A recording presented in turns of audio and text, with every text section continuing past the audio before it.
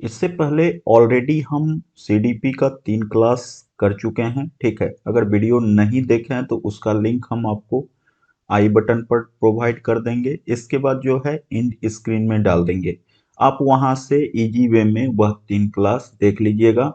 आज यह सीडीपी का चौथा क्लास है, बहुत ही इंपॉर्टेंट है। आप लोग वीडियो को पूरा वॉच कीजिए, निश्चित रूप से आपको जो है इससे हेल्प मिलेगी। तो यह आपका प्रीवियस ईयर का प्रश्न है। तो चलिए बिना देरी करते हुए हम आपको प्रश्न की ओर लेके चलते हैं। आज हम लोग कुछ प्रीवियस ईयर का प्रश्न देखेंगे।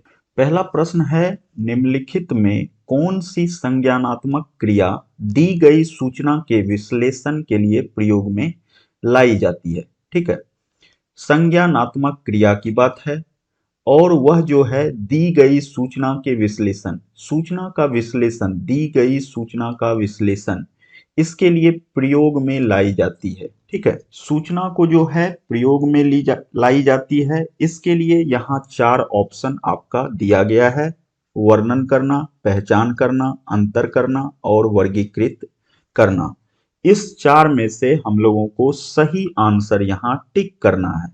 तो दी गई सूचना जो है उसके विश्लेषण के लिए प्रयोग में जो लाई जाती है संज्ञानात्मक क्रिया जो है वह आपका अंतर करना है। ठीक है, अंतर करना के आधार पर ही आप जो है यह संज्ञानात्मक, निम्नलिखित में से कौन सी संज्ञानात्मक क्रिया जो है वह संज्ञानात्मक क्रिया आपका अंतर करना है और इसके द्वारा ही दी गई सूचना के विश्लेषण के लिए प्रयोग में लाई जाती है।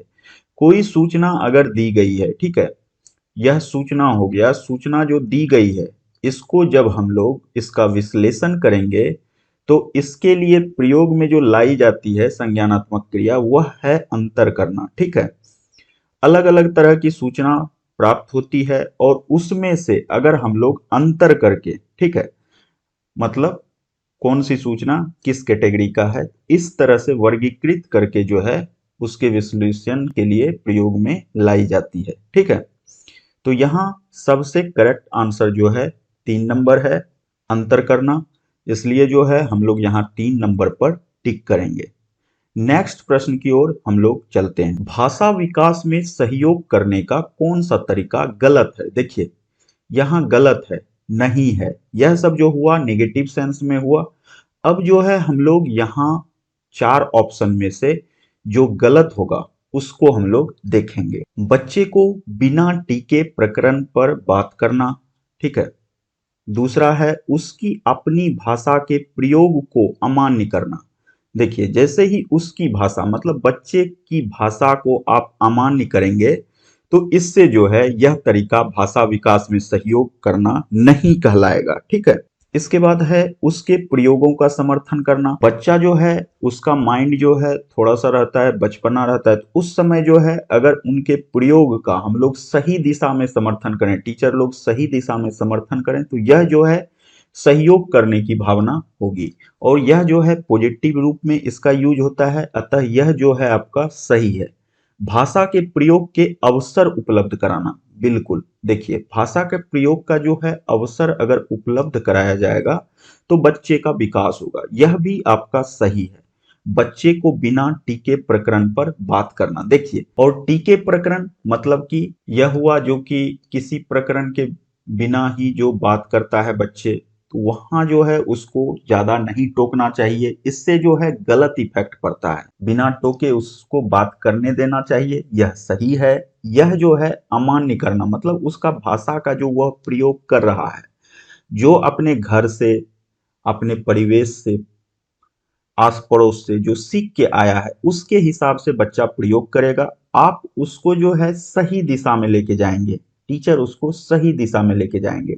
यह अमान्य करना जो है यह नेगेटिव सेंस में यूज होता है, इसलिए यहाँ गलत का भाई यह गलत हो गया। आंसर आपका 2 नंबर हो गया, 2 पर आप टिक करेंगे, यही आपका करेक्ट आंसर होगा। तीसरे नंबर प्रश्न की ओर चलते हैं। निम्नलिखित में से कौन सा कथन सत्य है, सही है? इसमें से एक सही होगा, बाकी 3 गलत होगा। तो चलिए हम लोग देख लेते हैं। शिक्षक द्वारा प्रश्न पूछना संज्ञानात्मक विकास में बाधक है। ठीक है। इसके बाद है विकास और सीखना समाज सांस्कृतिक संदर्भों से अप्रभावित है, शिक्षार्थी एक निश्चित तरीके से सीखते हैं। चौथा है खेलना संज्ञान और सामाजिक दक्षता के लिए सार्थक है। खेलना जो है यह क्या है, संज्ञान और सामाजिक दक्षता के लिए सार्थक है, यह सही लग रहा है। इसके बाद देखिए शिक्षार्थी एक निश्चित तरीके से सीखते हैं, ऐसा नहीं है कि कोई निश्चित तरीका होगा, अलग अलग तरीके से भी विद्यार्थी सीखते हैं, शिक्षार्थी सीखते हैं। विकास और सीखना समाज सांस्कृतिक संदर्भों से अप्रभावित होते हैं, अप्रभावित नहीं होते हैं, प्रभावित होते हैं। ठीक है, समाज और सांस्कृतिक संदर्भ से जो है वह प्रभावित होते हैं, अप्रभावित नहीं होते हैं। इसके बाद है आपका शिक्षक द्वारा प्रश्न पूछना। यह प्रश्न पूछना जो है यह निगेटिव सेंस में इसका यूज होता है। ठीक है, और यहाँ बाधक जो है यह भी आपका निगेटिव सेंस में यूज हुआ, तो यह भी आपका सही आंसर में नहीं आएगा। तो यहाँ देखिए 4 नंबर जो है ठीक है, इसके हिसाब से 4 नंबर यहाँ आपको टिक करना है। जिस तरह से हम लोग डायरेक्ट जो है प्रश्न में ही कुछ चीज जो है अंडरलाइन करके निकालते हैं, आप लोग भी बिल्कुल इस तरह से प्रयास कीजिएगा प्रैक्टिस सेट में लगाना, इससे जो है फायदा होगा और आप ज्यादा से ज्यादा सही तक पहुंच पाएंगे। ठीक है, क्योंकि सीडीपी जो है मूलतः आपको उसमें जो है कुछ टैग वर्ड है, इसके बाद पॉजिटिव निगेटिव सेंस जो यूज होता है उसको देखना है, उस पर गौर करना है, इससे जो है आपका प्रश्न करने का जो है तरीका वह डेवलप होगा और आप ज्यादा से ज्यादा सही कर पाएंगे। 30 में 30 भी ला सकते हैं, यह कोई बड़ी बात नहीं है। बच्चे के विकास में आनुवांशिकता और वातावरण, देखिए 2 चीज है, आनुवांशिकता और वातावरण की भूमिका के बारे में निम्नलिखित में से कौन सा सत्य है। देखिए बच्चा जब पैदा लेता है तो वह जो है आनुवांशिकता हो गया उनके माता पिता, इसके बाद जो है उनके आधार पर आनुवांशिकता तय हुआ, और वातावरण मतलब आसपास के परिवार का माहौल हो गया, इसके बाद आस पड़ोस का माहौल हो गया। तो कौन सा कथन जो है इसके आधार पर सही है। आनुवांशिकता और वातावरण दोनों एक बच्चे के विकास में 50-50 योगदान रखते हैं, पहला हो गया आपका यह। इसके बाद दूसरा पॉइंट है समन्वयकों और पितृक का सापेक्ष योगदान योगात्मक नहीं होता है, दूसरा नंबर हो गया। इसके बाद आनुवांशिकता और वातावरण एक साथ परिचालित नहीं होते हैं, ऐसा नहीं है, यह जो है नहीं होता है, ऐसा नहीं होता है। ठीक है, सहज रुझान वातावरण से संबंधित है जबकि वास्तविक विकास के लिए आनुवांशिकता जरूरी है। सहज रुझान जो है वातावरण से संबंधित है जबकि वास्तविक विकास आनुवांशिकता के लिए आनुवांशिकता जरूरी है। देखिए यह 50-50 बात जो है यह पूर्ण रूप से सही नहीं है। ठीक है, इसके बाद आपका यह जो है आनुवांशिकता और वातावरण एक साथ परिचालित नहीं होते, ऐसा नहीं है, दोनों जो है सामाजिक चीज, यह जो है आनुवांशिकता और वातावरण एक साथ ही भूमिका निर्वाह करते हैं।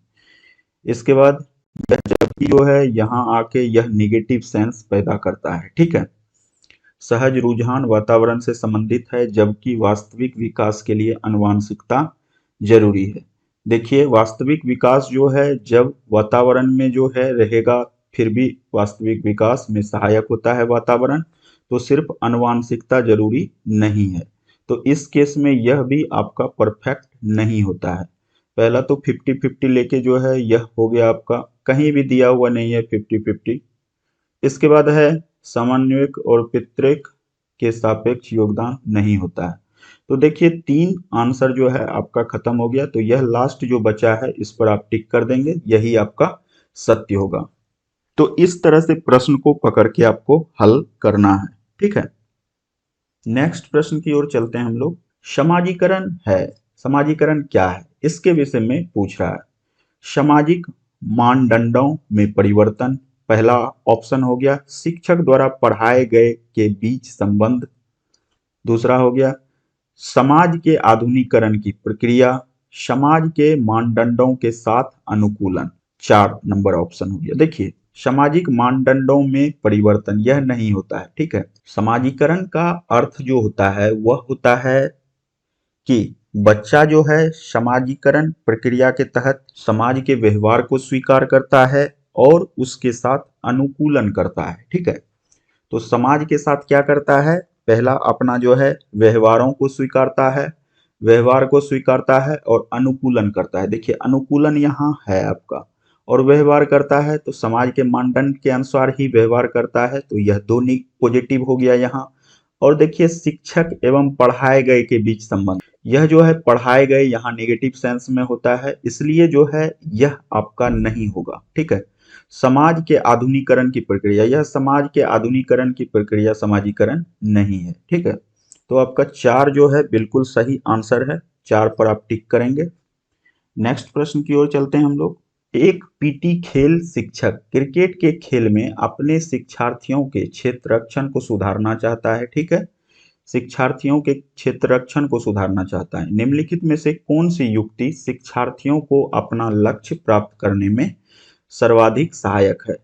वह कौन सी युक्ति अपनाएगा जिससे कि विद्यार्थी जो है अपना लक्ष्य प्राप्त करना मतलब हो गया क्षेत्ररक्षण में सुधार करना, उसके लिए कौन सा सर्वाधिक सहायक होगा? तो पॉइंट देखिए, पहला है शिक्षार्थियों को क्षेत्र रक्षण का अधिक अभ्यास कराना। देखिए अधिक अभ्यास जो है यह आ जाता है नेगेटिव सेंस में। ठीक है, लेकिन चूंकि यहाँ खेल से संबंधित बात है, यहाँ जो है पठन पाठन की बात नहीं हो रही है, यहाँ जो है पीटी शिक्षक खेल की बात कर रहे हैं, तो यहाँ जो है अधिक अभ्यास बहुत जरूरी है। ठीक है, इसके बाद है शिक्षार्थियों को यह बताना कि क्षेत्र रक्षण सीखना उनके लिए किस प्रकार महत्वपूर्ण है।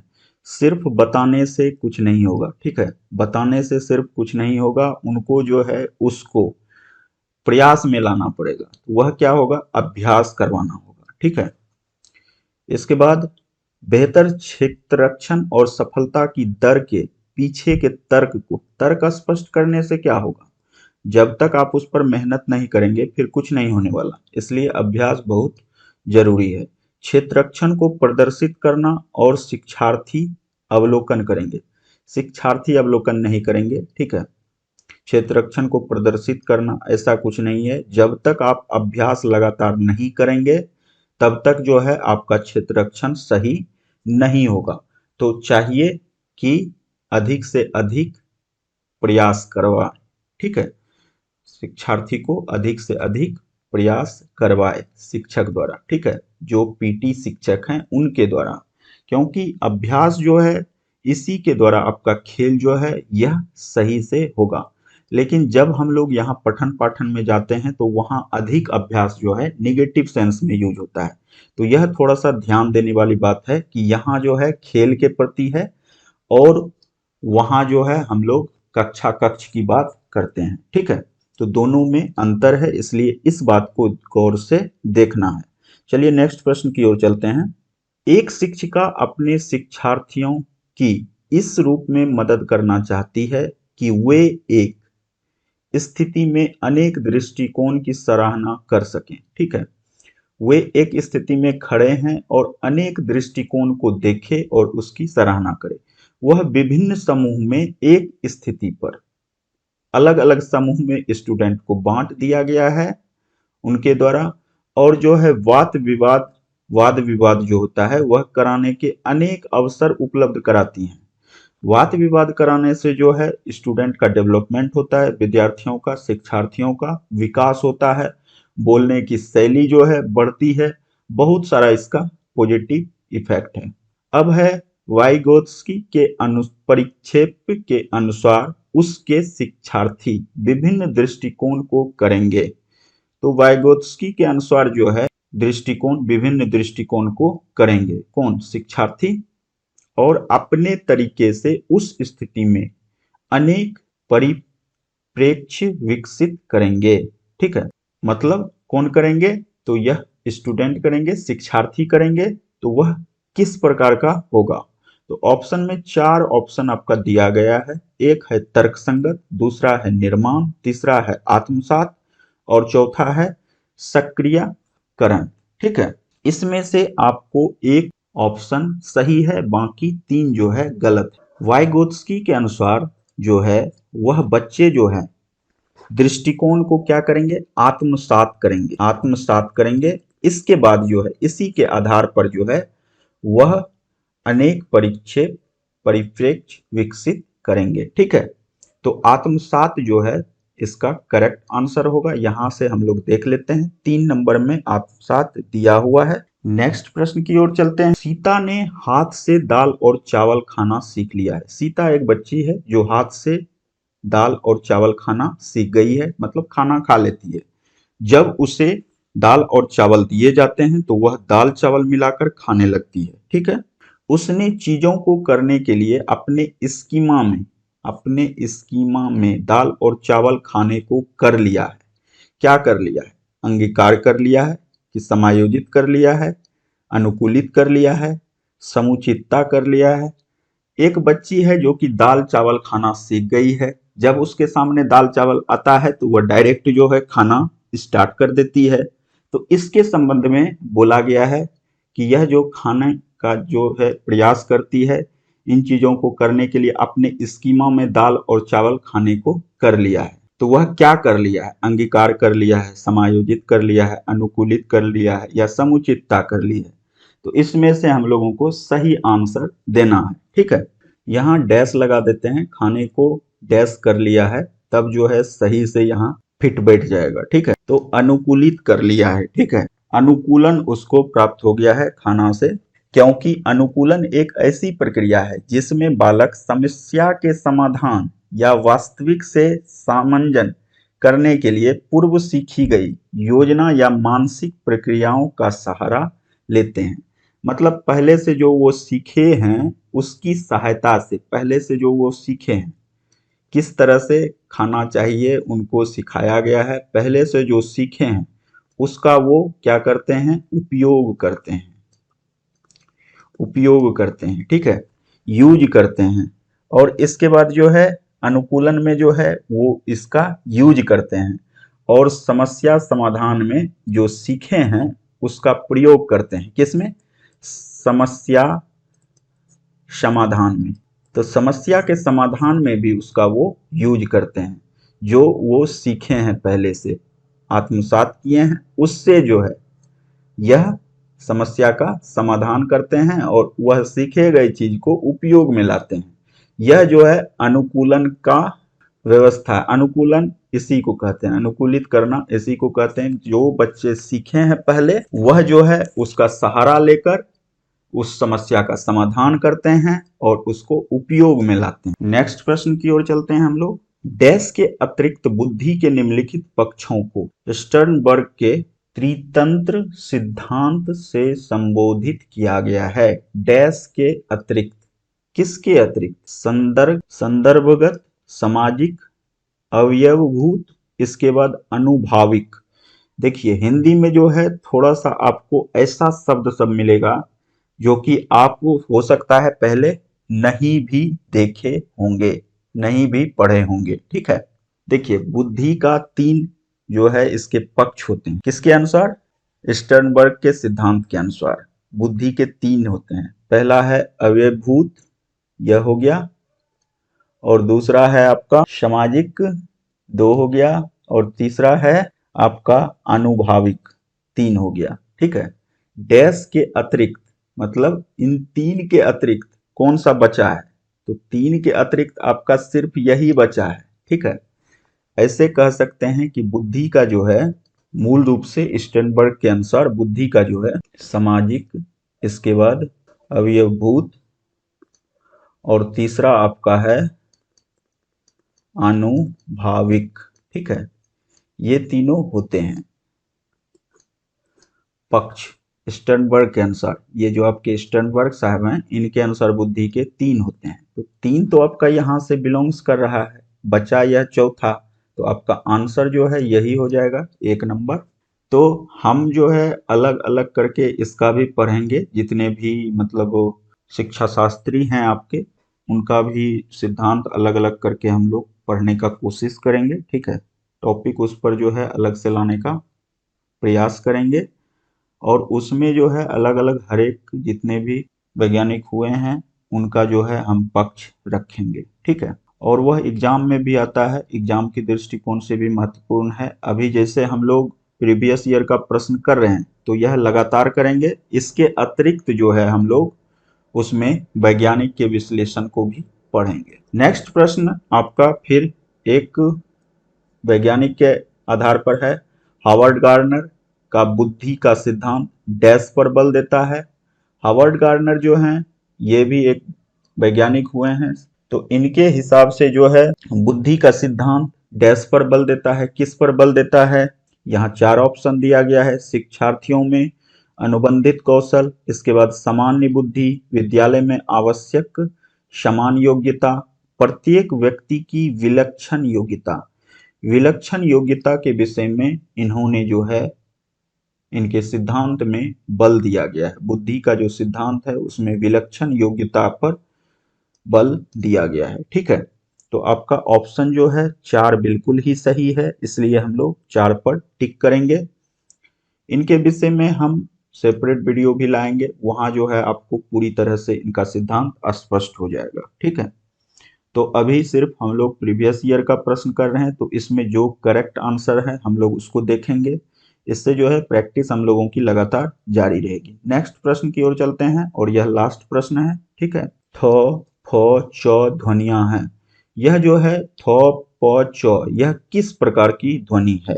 ठीक है, इसके विषय में पूछ रहा है। यहाँ 4 ऑप्शन दिया गया है, स्वनिम, रूपिम, लेखिम, शब्दिम। यह जो है आपका स्वनिम है। इसका देखिए स्वतंत्र कोई भी अर्थ नहीं है। थ का थ यहाँ उच्चारण हो रहा है। देखिए फ आ रहा है, च का उच्चारण आ रहा है। ठीक है, च हलंत प्लस तब होता है च, थ हलंत तो इस तरह से यहाँ का उच्चारण हो रहा है। फ तो इस तरह से यह स्वनिम है। इसका स्वतंत्र जो है अस्तित्व नहीं है। ठीक है, कोई अर्थ इसका स्वतंत्र रूप से नहीं होता है, इसलिए यह जो है जितने भी हैं स्वनिम है। ठीक, तो आज के क्लास में बस इतना ही प्रश्न हम रखे थे। नेक्स्ट क्लास में फिर हम लोग डिस्कस करेंगे सीडीपी। इसके बाद अभी मैथ का लगातार हम क्लास ला रहे हैं और लगातार हम क्लास देते रहेंगे। अभी फिलहाल जो है सीडीपी और मैथमेटिक्स, जिसमें कि मैक्सिमम क्वेश्चन जो है स्टूडेंट को परेशानी होती है, तो इसलिए जो है हम लोग पहले इस टॉपिक को कंप्लीट कर लेंगे। इसके बाद हिंदी को कंप्लीट करेंगे। हिंदी में ऐसा है जो कि 30 में आप जो है वहाँ 27-28 तक ला सकते हैं, आराम से ला सकते हैं, कोई दिक्कत नहीं है। सिर्फ आप प्रीवियस ईयर का प्रश्न करके उसमें 27-28 ला सकते हैं सीटेट में। ठीक है, तो हिंदी का भी हम सेपरेट क्लास लेंगे, कहीं कोई दिक्कत वाली बात नहीं है। ठीक है, तो आज के लिए इतना ही। मिलते हैं नए वीडियो में एक नए टॉपिक के साथ। तब तक अपना ख्याल रखिए, खुश रहिए। बाय बाय, जय हिंद।